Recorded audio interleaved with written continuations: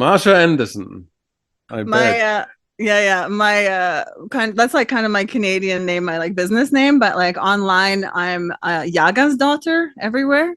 So like Yaga, like Baba Yaga, which is like the sort of like prototypical primordial witch of the Slavs, you know? Do you know the Oh, story of Baba Yaga? no, I only know John Wick, where the Smith is kind of, isn't he called Oh by? yeah, interesting. Okay, Mm. yeah. No, that's an appropriation from an older culture. So Baba Yaga is a witch that has a very fearsome aspect and a very beautiful aspect. And she lives in a house in the woods and has an incredible garden. And yeah, if you come to her hungry and needful and whatever, and you are polite with her and you trade with her fairly, she shows you her beautiful aspect and you're allowed to eat of her nourishment. And she'll even sometimes tell you the future. But if you steal from her or try any sort of violence, she's really, really terrifying. She has a giant mortar and pestle in which she grinds up the bones to use in her spells of Oh, these wow. victims of hers. Yeah. Mm. And her house moves around. It like raises up on these chicken legs and can walk over the top of the forest. Well, that's quite gruesome. It's gruesome. Yeah. Yes. Yeah. Mm. Yeah, so that was my like just like you call yourself Tom and Mark after a particular reference, right? My reference from my kind of online name was Baba Yaga, and I wanted a matrilineal name, so I kind Right. of appropriated the Icelandic one because they do, the like Gerda's daughter, whoever's daughter, like that is like a matronymic convention. So I just borrowed that and it's Yaga's Sure. daughter. Yeah. Sure. So, Masha, what's the future of womanhood? Huh? What a question. Can you be more specific? I mean, there's so much going on. We were like talking, trying to talk about identity and what that means, and there's so many things culturally going on. So you have, this documentary from this right wing Christian nut Matt Walsh, "What is a Woman?" Right? Um, then you have, reactionary feminists. Then you have, you know, every kind of progressive ideology that kinds of that wants to deconstruct, traditional gender roles and all of these things. And I mean, the question why identity is also interesting, and I would hope that we talk also about this. The initial question: so, how do you imagine womanhood in the future? Like, what is the ideal? What is the ideal? Mm-hmm. Um, well, certainly that, as you know, as we've talked before, I think that women are superior in every aspect, are the complete being, from which males are just a poor imitation, a broken copy, with your poor little Y chromosome missing an entire like leg Mm-hmm. of information genetically, Right. and should be the rightful leaders of wherever we progress to the next plateau of human civilization and endeavor. Okay, so how does it look in reality and practice? How does it look? Well, I think that um, there's there's many topics here. Like one of the first um, sort of ways that femaleness and like womanhood was captured and controlled was when humans figured out the relationship between sex and childbirth. Like when men figured out that some children born to their female lovers are genetically theirs, like so figured out lineage. And then Right. I think that immediately prompted the like monogamous marriage and control of fertility and control of access to a woman's like reproductive resources and body and all of those things, right? So I think that the sexual revolution that kind of disconnected that Hmm. seemed like there's this like idea that freed women from that type of like servitude or capture.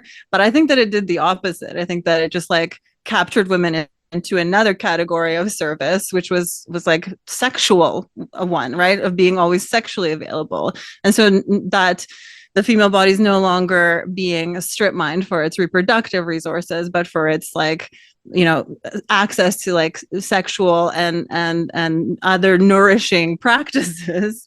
And so then it's like just never ending. It's like an all-encompassing capture, where I think that women need to break away from that, just like with a finality and a totality. That I think we need to like actually completely retreat from the battlefield of gender as women. I think that men are the originators. I think men made up dresses and high heels and makeup. Those were all first worn by males. Sure. and then imposed those practices as femininity on women.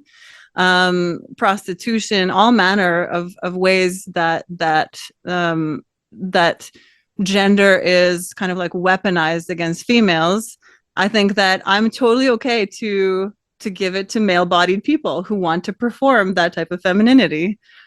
So like I think that every brothel should be male-bodied people who want to exercise their right to exist as women in this like pornified, sexualized, perpetually available way that autogynephiles seem to want to do. Okay, but let's go to the nitty-gritty. Give us some, So what does it mean in daily life? What does it mean for relationships? What does it mean in the workplace? So how does your fantasy play out?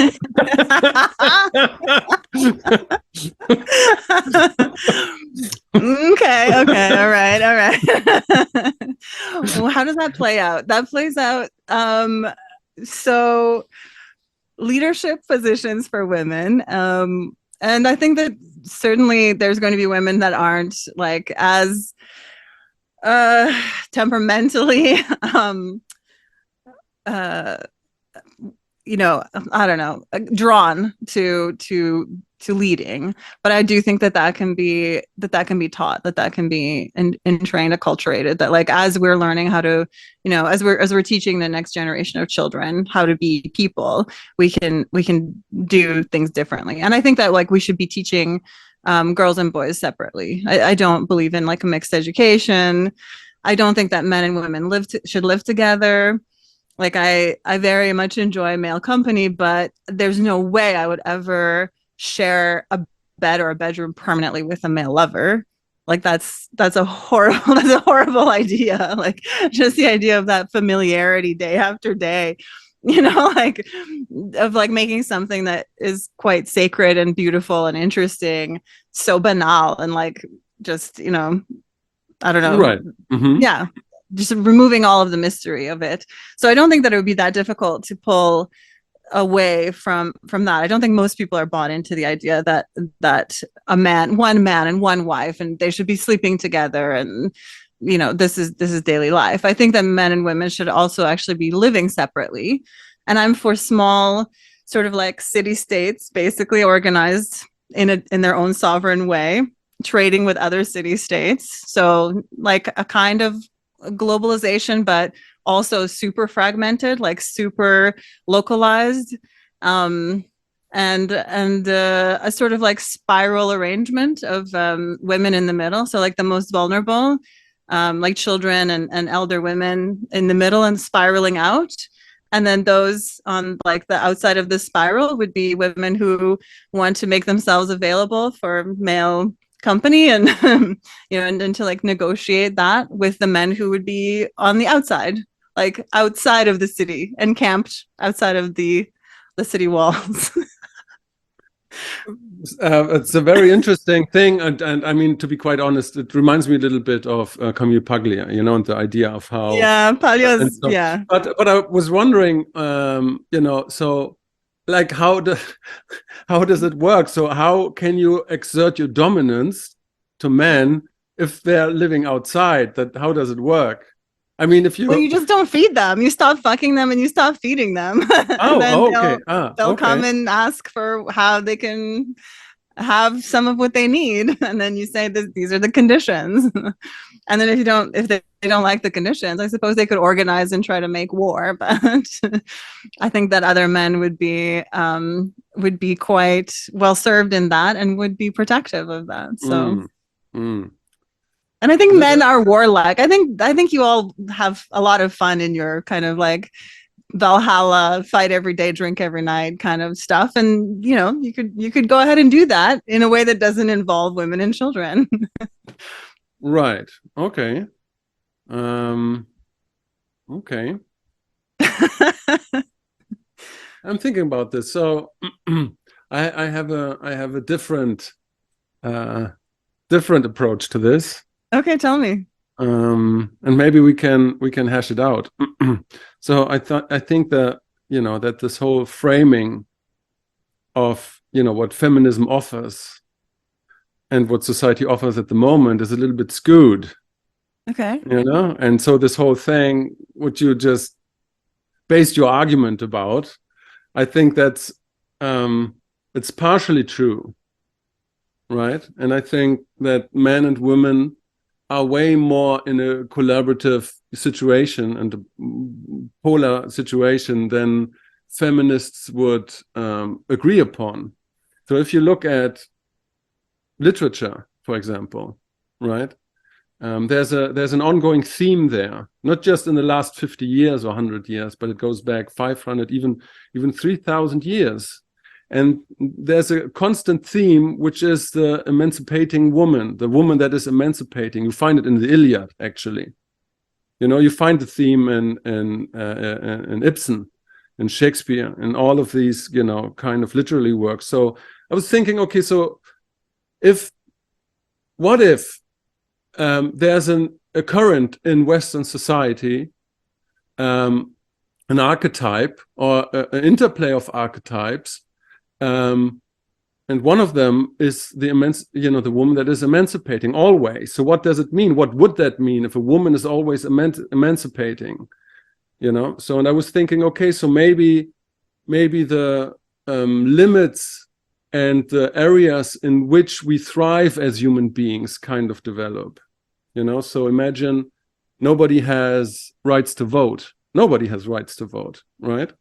Okay. Because we're all servants. We're all subjugated to the king and to the early forms of, you know, capitalism and whatnot. Right. And then men go to war. It's not women that go to war, by the way. It's it's men that fight on the streets for the right to vote, right? It's not so long ago, actually.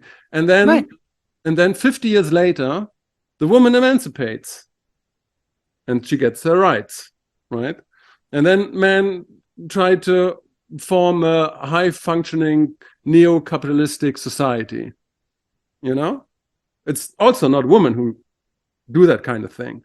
But after a while, women get the idea that they want that too, and they do that, and they can. You know? And so there's a dialectic going on. Men kind of pushing into the unknown, into the weird, into that change, and women emancipating all the time since the beginning of Western civilization. And there's like always this kind of thing. It's a polarity thing. It's like constantly moving into the chaos, into the unknown. And you know, it's like, I think that is a way more generous interpretation of how we evolved than the idea that men were just subjugating women, because I think that's partly true, but only partly. There's so much going on there that, you know, that, I mean, I'm living in Spain. I know how the Spanish women treat their husbands. You know, I know who has the power, right? I know, like, in thinking about this conversation, I was, you know, thinking about how much I was more badly treated by women than by men in my life, you know? And so, no, it's like, but it's part of the game. I'm not complaining, you know?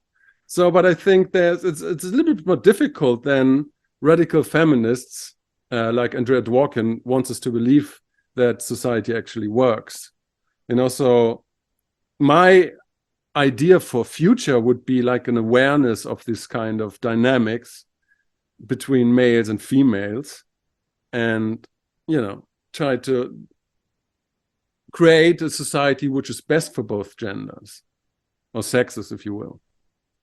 Okay. I mean, I'm not particularly challenged by any of that, honestly. Like, I think that Okay, no, sure. yeah, like what women won actually in their fight to vote was being taxed and being like subjects of a government that like, as much as it didn't give a shit about men, it definitely gave way less of a shit about women. And then what that became is like voting became diluted and became about these special interests, right? And then it became more difficult. I'm not really a fan of like women voting. I don't You're think it not? was Why is that? because I think my solution would be that women are a part of from that. That women, the whole idea that we should struggle to be in masculine male society was a mistake. Like I don't think women should seek to be soldiers or subjects of the state or any of the things that are proposed as Did you like say masculine emancipatory. culture? Yes, Yeah, that's, yes. but then, so, okay, so I was trying to infer there is no such thing, and there wasn't. Well, yeah, but a hierarchical, like this whole interpretation of like the government will, they can and you shall, like all of that stuff. That's very male, masculine. That's the way that I think that is like, sort of like on the pattern of the way that males. I don't want to make like an essentialist argument, like that it's biological in some way, but maybe it is. Like I think it's almost universal that where you have male-centered societies that there are very negative social outcomes. Like I I know don't this know from what international. I don't know what you mean by that actually, by with a male-centric society. What is that? So it's a focus on accumulation of like wealth and resources, ultimately I think driven by the need to like have the capacity to attract more mates or have more children with the one mate that you have. Like it's very, and hierarchical and dominance displays and men going to war for more territory and the whole like um quarter over quarter growth and capitalism. That's also like a very male idea. Like I don't think any woman would have like made such a terrible error to decide that it's possible to just grow So what are you every saying, that quarter. that the woman doesn't enjoy the jacuzzi? She's lying. Not at all, not at all. I'm trying to make this like macro argument that's like actually kind of uh, maximalist, I guess, right? And like now, I guess like in the real in like the real world and how that really plays out is that I think that um like I guess we should talk about, do you think that we live in a patriarchy right now?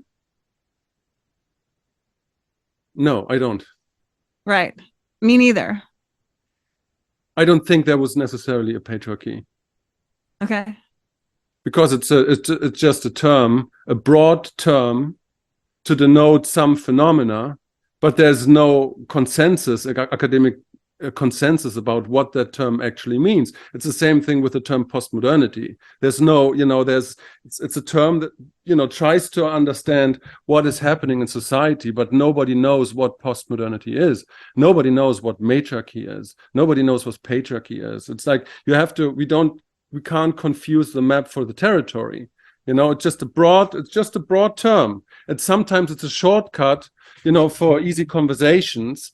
But Yeah. there's even among feminist academics, there's no consensus about what patriarchy and matriarchy is, because it's like if you can't scale it on every level in the same way. It's like, is there really a patriarchy on the interpersonal level with two people, like two farm people that are trying to survive? No, that's more like it's a cooperative kind of situation. It's like where do you actually look for the patriarchy?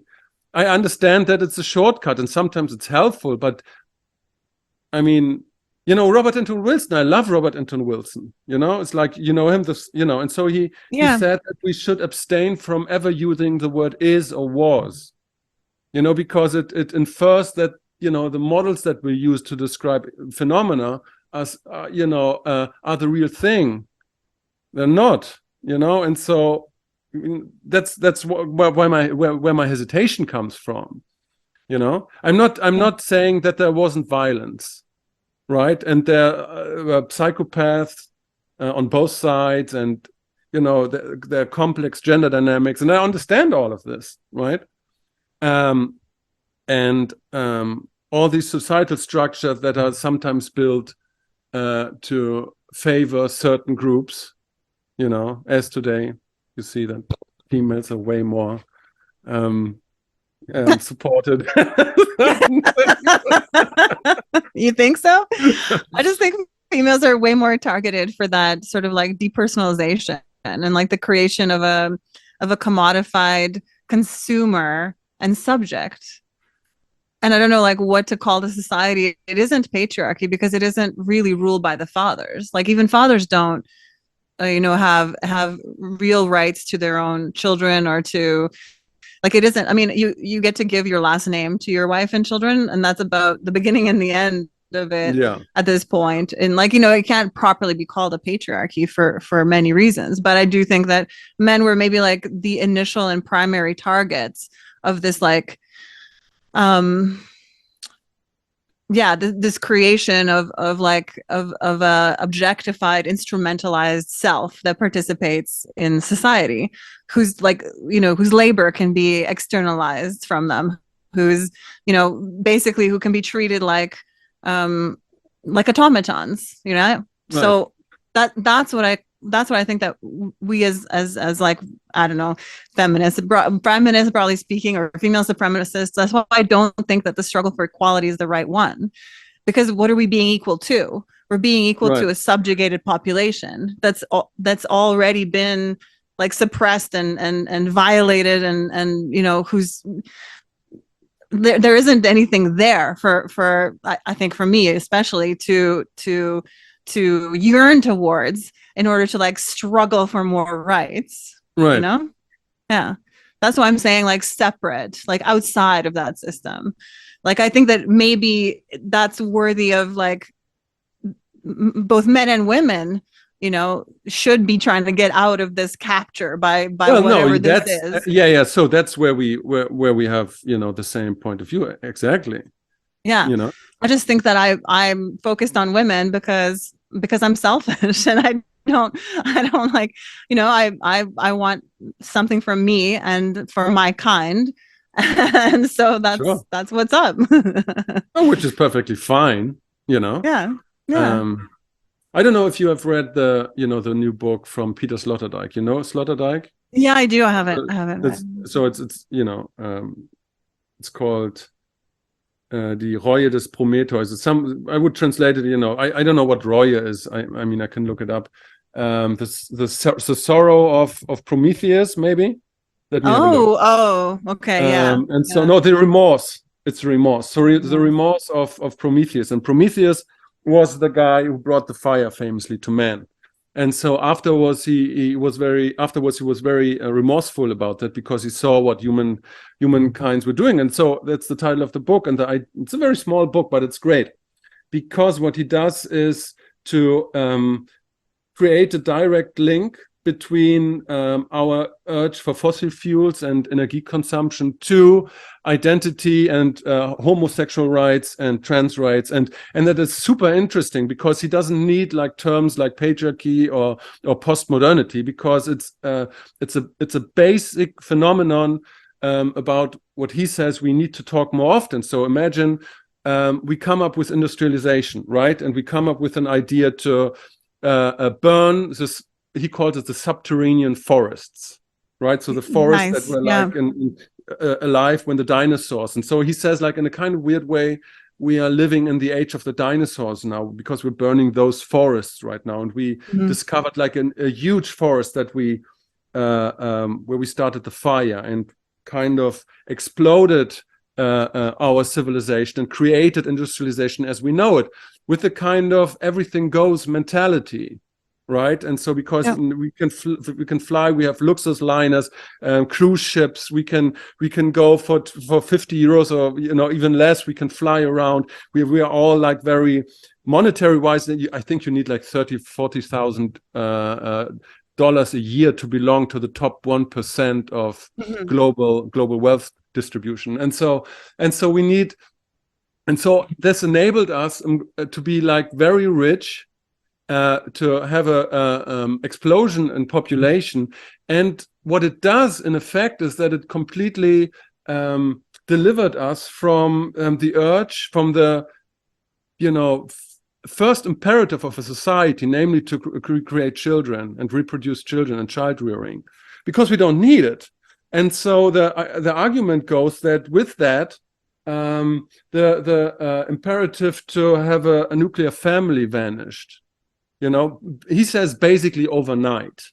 And so because of that, and because of people aren't ushered in monogamous relationships anymore, everybody is becoming gay, everybody is becoming transgender, everybody is becoming more free. And there's like, I mean, like in my environment alone, there's so many men of different ages that don't know how to be in a relationship. And it's not just their fault, it's also like the system, the capitalistic industrial society that doesn't usher in these people into a monogamous relationship, because before there were mechanisms for that, right? And so you have like all these kind of different aspects about identity, the forces that be, in a kind of sense, and the freedom that comes with it.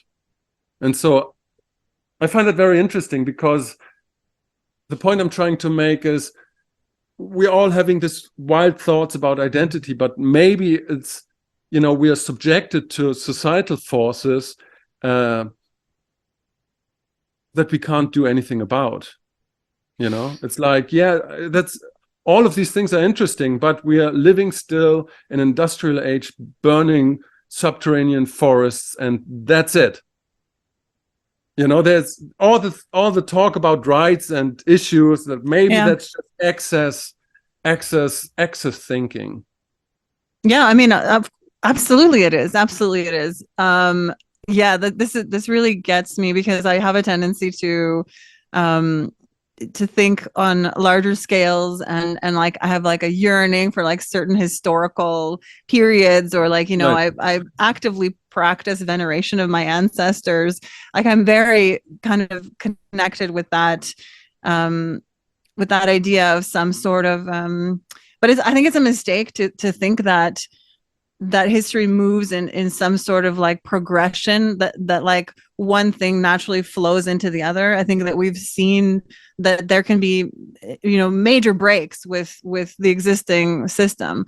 And like I think that there's hope there, but I know what you're saying. Like we're kind of like, playing some beautiful opera on the deck of the Titanic as it's sinking. Like we're performing this thing, we're philosophizing, we're having these ideas, but is it ultimately going to be relevant? I mean, like spiritually, I want to say yes, right? Because I have also a real like attachment to those creation myths that start with some sort of pronouncement, like that, right. That the sound that made everything, the Om or whatever. And so I believe that words have a power to manifest into creation, and especially the way that we talk to ourselves and each other. And so that's why I'm invested in these kind of conversations, or in talking about any of this at all. Otherwise I would be completely defeated. Like the situation does look dire, like for everything you've described. But I also I think that we as a species seem to be drawn to the precipice. Like we want to look into like our own extinction, individually as well, and like civilizationally. So on that level, I tend to be an accelerationist. Like I want us to get there faster. Like I want these like, post-industrialist, like super technological. I want AI to develop very, very quickly so that it destroys the world, so that it destroys its own capacity to replicate. Like not literally irrevocably, but I'm theorizing, and like my utopia is post-apocalyptic. It's not we can pull this back into something reasonable. I'm saying like this is all bound to like utter destruction. Like these are self-replicating, like mimetic systems that have taken on a life of their own and are like now feeding themselves the resources of our entire planet, right? Like all of these like underwater server farms full of, they're like cooled by the sea, and all they're doing is like making calculations for mining Bitcoin that do nothing. Like they're not calculating how we get to the next livable planet. They're not calculating anything useful. Like they're just like, Bitcoin mining, if you're familiar with it, is the most like useless, like bullshit, like black hole of real resources, like energy and like raising seawater temperatures. Like that's where that's headed, is like the end. And so I just want us to get there faster so that we can carry on with the real thing. I never talked about extinction and doom, by the way. Oh, well. Okay, I don't mind. No, because it's like, because but I appreciate that. But it's like what I try to do, and I mean, this is, I think this is a practice in a sort of sense. It's juggling with memes and perspectives. So yeah, there's an opportunity, there's a chance that we all go down, that the ship will go down, as you say. But there's also a chance that we develop fusion energy, and that all the problems are solved within the next 50 years. That's entirely possible. And so that we create something new. Then there's this argument of also from Sloterdijk that, well, we are pretty good at handling fire, actually. If you look at the historical data, it's like, yeah, there's some minor hiccups, but if you look at the broad kind of thing, we have a good way of going into the future. And then, yes, on one side, there's all this excess kind of thinking, and we are subjected to societal and deep psychological forces that we can't really manipulate. For myself, I also hope to believe that there is some magic, that there are some things that I can change with intention, let's say. But these are all just different kind of streams and memes that I try to juggle, because ultimately these are just worldviews, and all of them are kind of true and all of them are not true. It's like you have to, or at least I try to be aware of the arbitrariness of the thing, and that you can employ them in some situations, but you shouldn't be too attached, or I shouldn't be too attached to any one of them, because it's like it's an intricate game that it's mental yoga, basically, to see, okay, you have to read Nassim Taleb to really understand that all our the meaning making and anti-fragile, all our meaning making processes are basically just trying to see some signal in the noise and the chaos, but it's just so arbitrary what we're doing. It has no relevance, all these pattern seeking. And so you have to understand that to properly align yourself in daily life. And so it's like juggling for my taste. What do you mean properly align yourself? You've said that before, like during our first conversation. You said something about aligning yourself to this age, and I was like, no way, I'm not aligning myself to this age or any other. And you were like, you didn't understand me. So tell me now, what do you mean by align yourself? Well, I mean, we are all subject, again, I really love Sloterdijk, because he is probably one of the finest philosophers we have in this Western hemisphere, at least. There's Agamben also, and there's some. So, but he's, he says at some point that, the world that we're living in is overly complex. It's too complex to handle it. It's too complex to adjust to all the requirements that society and the world poses on us. It's like being ecologically aware, and aware of all of these things basically, and these are not just social or ecological things, also the psychological things. It's just a mess if you look deep into it's like, my psyche alone is a mess, right? And it's like and then I have to deal with the world around me, and this is complex, and I'm kind of always failing, but I have to try to find a way to deal with the failing of dealing with that complexity. And I only can do that if I align myself in a proper way to complexity and chaos and order itself, because that's the game.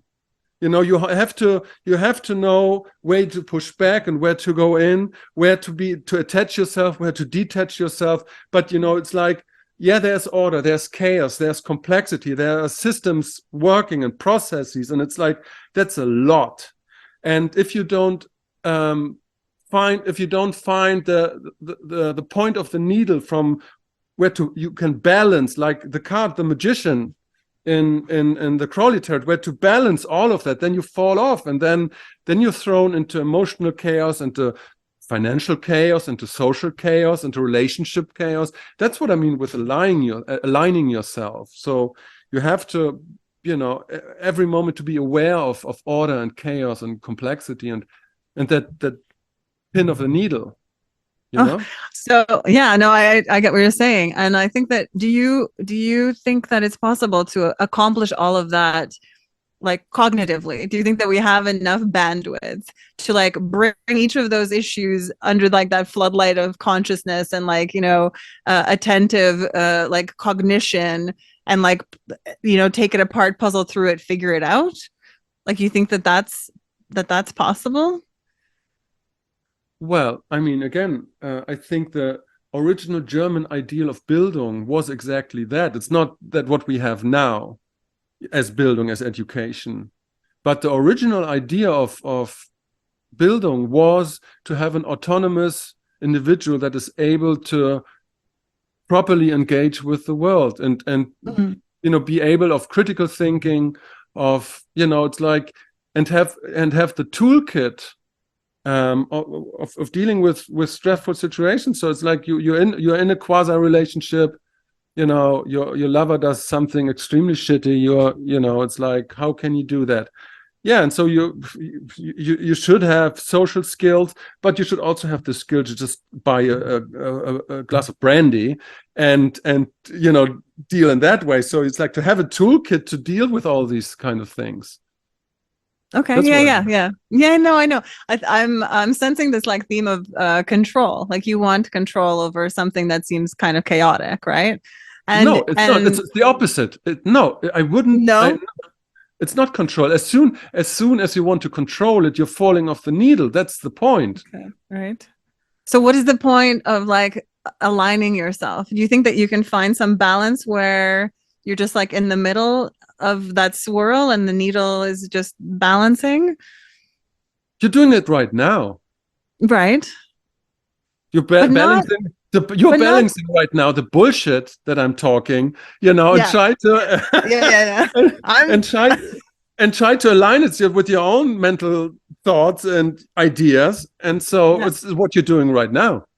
Right. But it's not through like skull sweat, basically, is what I'm saying, right? Like, it's not through, it's through like a combination of tools, right? Like experience, discernment, like emotional like vibes, like ancestral memory, I don't like connection to spirit, I don't know, like all of like the inputs really that go into moment by moment balance, or what. I don't know, I think it sounds like a very big project to try to do that in a conscious way, like to try to do that in like a self-reflexive, like metacognitive, like analyzing your own processes kind of way, like but Masha, don't you do this all the time? I try not to. I'm telling you, I try not to. No? Like, I try to be in the flow state, I have like these phases of like I want to know everything, right? Like that's the infatuation phase in a relationship. Like I want everything about that person. I want like every detail, everything. So similarly, topics or ideologies or like historical moments or art movements. I want to know everything, and so I just like immerse myself completely. Sometimes I don't eat for days, and then I get to a certain point where my like suffering outweighs my like desire, and then the body calls me back into like the flow of daily life. And after that, I sort of just like trust that I have enough information to kind of like balance that needle, or to dance with those ideas in a way that's more that's more like a flow state, that isn't so like, okay, let me bring to bear my, the power of my intellect in every moment of this, like analysis or whatever. Okay, so two things. First Yeah. things, it's not a mental thing and an analytical thing. Okay. It's a state of being. Okay. Okay. It's not the rational problem solving mind that how Wilber describes, modernistic kind of Right. thing. Yeah. Yeah. That doesn't work. No. So Right. it's a kind of there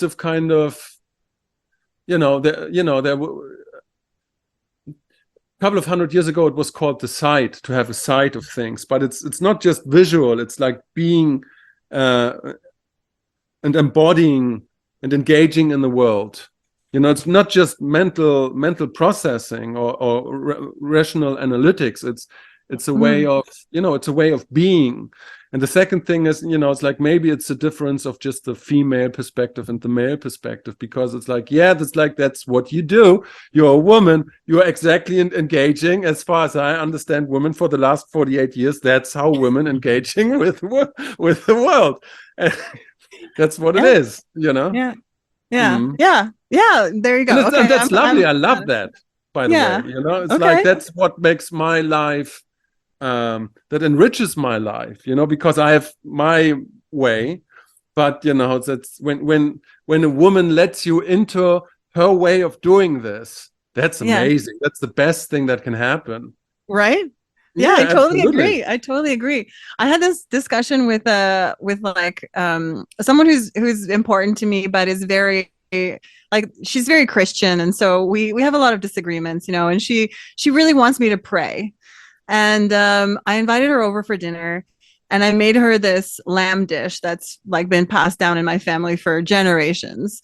Right. And we sat at the table, and she wanted to pray, and she wanted me to pray with her. And I explained to her, you know what, Amelia, this whole my choosing this animal, like I went and I said, this lamb is for me, like everything from choosing it to the way that it was slaughtered to the way that I prepared it, that's my prayer. And this ritual of us eating together is the culmination of my prayer for closeness with you and nourishing of your body and soul. And that's right. how I conduct myself in that like spiritual realm. And if you can accept that, then great. And if not, also okay. But like I won't be putting my hands together over this plate that I've already like, really invested in, like emotionally and spiritually, just to satisfy, your God now. So yeah. But wouldn't you agree that there is an interplay? That I know how enriching that is if a woman lets you take part of her world, right? That is an existential experience that I had, and which I very much cherish. Yeah. But then there's the other side, because like also what I've learned from interacting with women, that they cherish this kind of weird masculine, sometimes detached state or calm state. Because the female experience is to go sometimes over the top and to lose their center. That's because that's what it is, which is necessary, but sometimes it's a very nice polarity in a relationship when both things are allowed and both things come together and form something that is more than just these two things. You know what I'm saying? I know, unfortunately I do. I'm really trying to fight with you, but I'm not. Yeah, I know. Okay, so because I'm leading you astray, because if that is true, Then why would you separate man and woman? because that's not okay, because that is, I think, like that is a sacred ritual in fact. I think that interplay, when we can be present with each other, men and women, in that way, I Yeah. don't think that that's the everyday state of most relationships, as loving as they are, and as self-realized or like intellectual as each member of that like male and female relationship is. Most of the time is spent in like drudgery, basically, like keeping chaos away, doing dumb shit. And I would rather that ritual, that interplay, that beautiful bringing together of these very different energy states or flows or whatever was recognized and given its own space, and seen as sacred, so that we're not like making it profane with these like, oh, whose turn is it to do these chores, or like you didn't cook, that's what I'm trying to get away from. I'm not trying to devalue that at all, or the masculine contribution to a woman's like perceptions or sense of balance or way of being in the world at all. In fact, I'm for elevating it.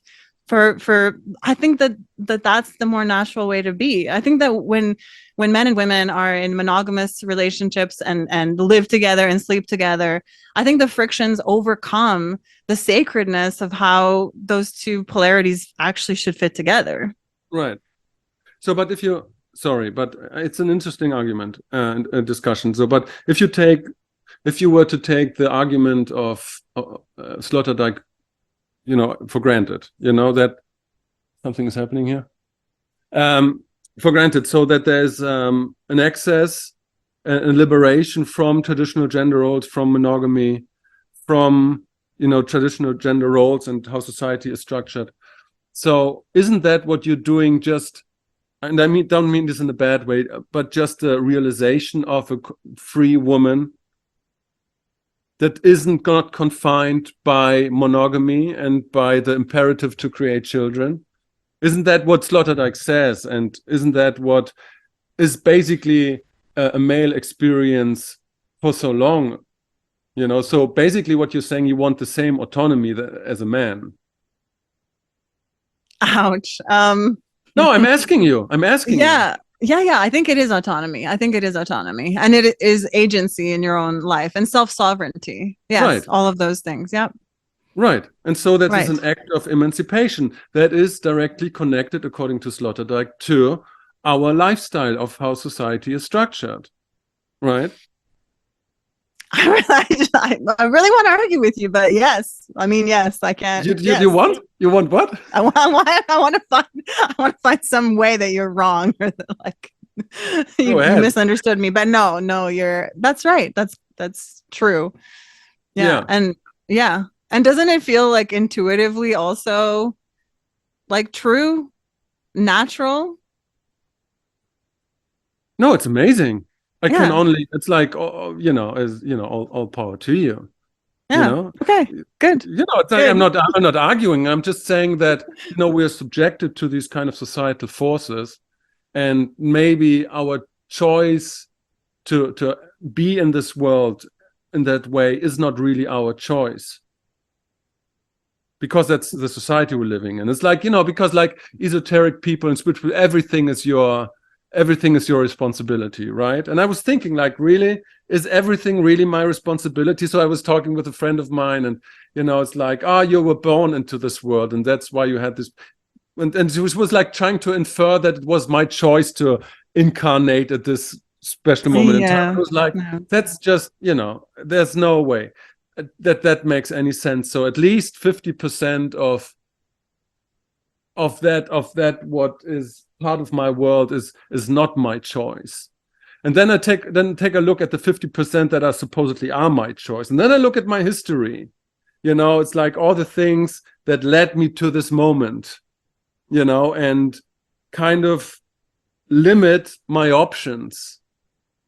And so, okay, maybe, so it's getting to 25%, 20%. So how much, like if you read Sloterdijk, if you read Schopenhauer, we have no freedom whatsoever. Yeah. And so it's like, we are subjected to these kinds of forces, and this is the life we have to live, and at the moment we have to live absolute autonomy, for better or worse.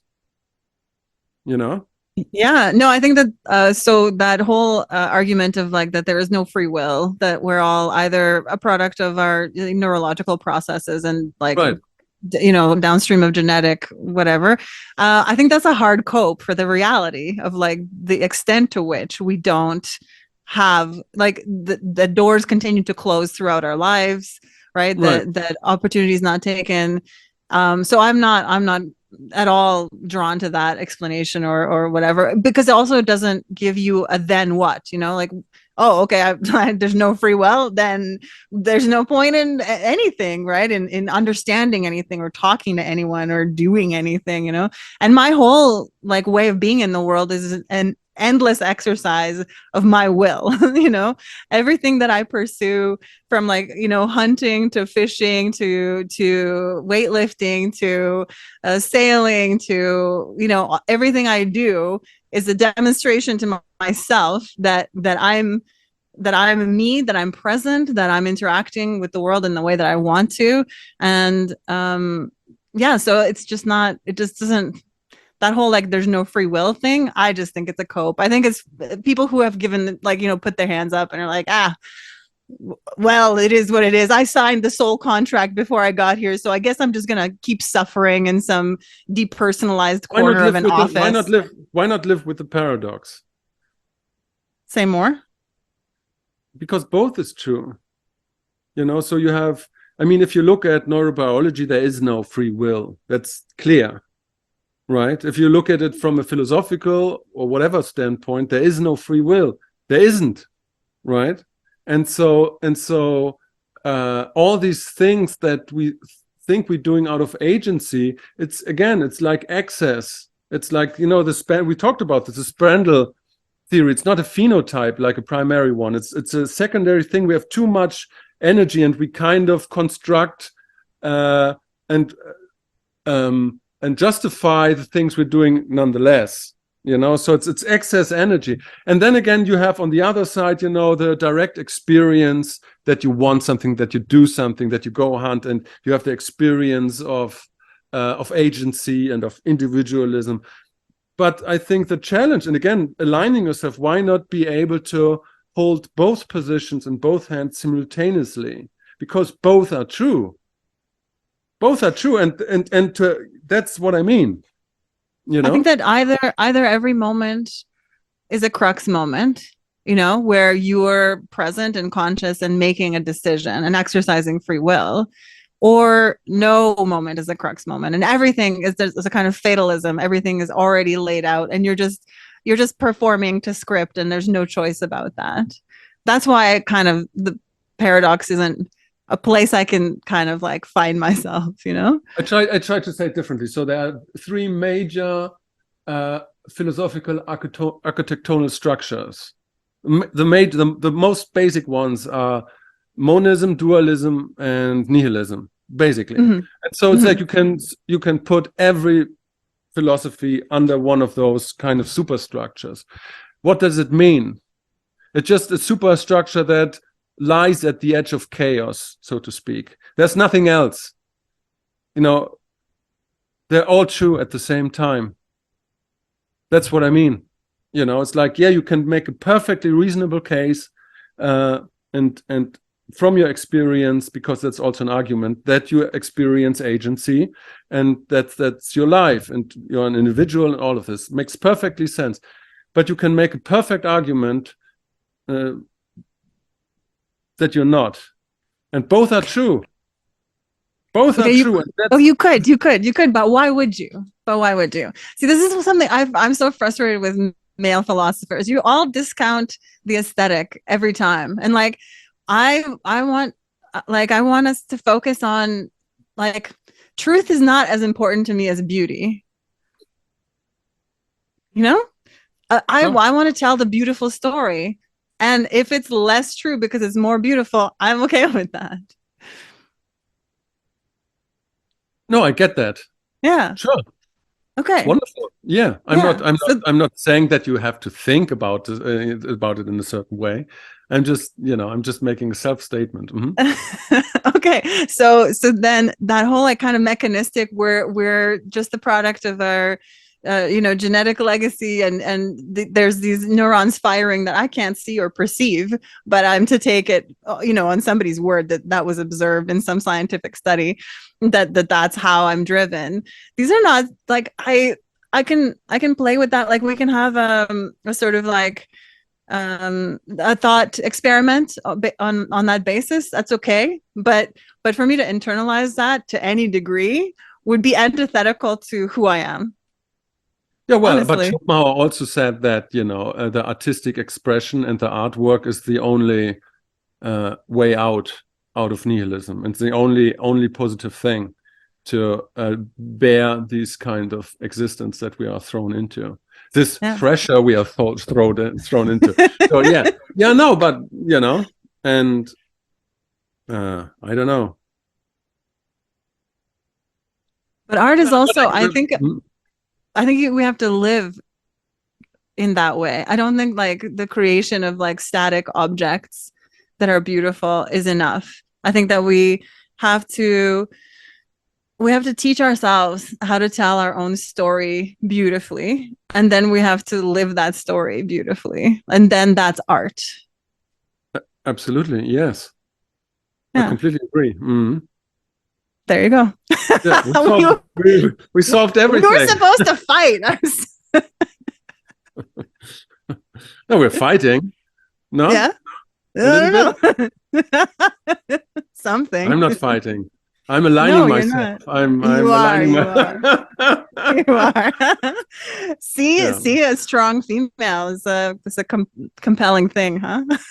it's absolutely amazing. I really mean that. I mean, it's like Yeah. I said this to a friend recently. It's like I know who I am, but every woman that I really engaged with in my life, that it's not only enriched my life so much, but made me who I am. All these little things that I learned over the years, and it's like and if we're even talking about how to cook, every woman has a way of cooking and engaging with food, and it's like, and you learn so much from it, and then you make it kind of your own. But it's like, oh no, that's coming from her, and that's coming from her, and that's just cooking, and then Yeah. Yeah. you have Yeah. like all these kinds of things that you soak up because she let you into her world. And again, it's like Yeah. this Yeah. yeah, I think men discount that. There's that saying that the way to a man's heart is through his stomach. But I think that there's a ritual there. There's spellcraft. That's how a woman enters a man's body, is through like cooking him a meal, and like right, with a certain intention, and right. like the biggest compliment I've ever received about a meal is a man told me that went straight to my lizard brain, like just went right to there. you know Really, like the satiation of like yeah, that meal. Yeah, yeah. So yeah, there's a lot there, and there's also, for me, in femaleness, in women, this drawback to material reality, right. back to touch grass, as they say. Like, I think that there's a lot to be played with our beautiful intelligence, and like cognitive, reaching for things that are amazing, and it can be an exercise that's very fun. But ultimately, like, this is where it really is. Like, this is where we should be spending the most of our time, I think. Right. Yeah, and being present, like bringing those lessons from that sphere of endeavor, and like self-expansion and self-improvement into being here more, like just being more us. Sure. Yeah. It's also, I mean, just going back to cooking, it's just so still in this kind of weird digital age, it's still so much part of the dating ritual, because it's like you go out maybe the first time, then you go to the cinema, but then comes the point where somebody cooks, It's like, and that's serious, man, That's where things got serious. That is, especially if a woman will like allow you to observe her while she's cooking. That's so intimate. Like that is so That's intimate, true. you know? Yeah. Yeah, absolutely. Yeah.